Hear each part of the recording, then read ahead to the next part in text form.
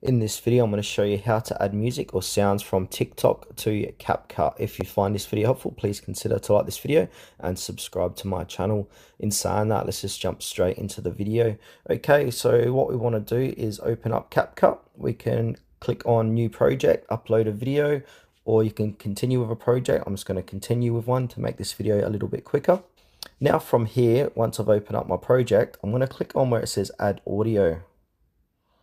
And now, once we're in add audio, we need to extract the sound or music from your TikTok video. So if you don't have a TikTok video sound or music that you want to add to your TikTok, edit inside CapCut, what we need to do is go back and go to TikTok. And now what I've done, I've just typed in popular sounds inside TikTok. So I'm just going to choose one here. I might just, where are we going here? I might choose this one. So I'm just going to pause this video because I don't want to get copyrighted. Alright, so I want to use this song from TikTok. So what I need to do is click on the share button. And then from here, we need to click on save video. So now this video is going to save to your device. If it doesn't say save video, you just move on and find another sound or song. But 9 times out of 10, you should be able to do it. And now we'll head back to CapCut.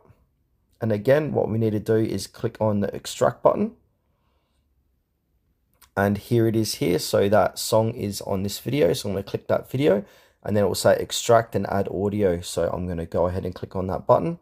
And now it's extracted that audio and added it to my CapCut project. So if I go ahead and press play, it will play that audio in the background. There we go. So from here, we need to export it. Make sure you choose a better quality. So at the moment, one's saved at 720. So I'm going to change it to 2K. It's going to let me. Yep. I'm going to export it. And then I can put this video on TikTok or whatever social media platform I choose.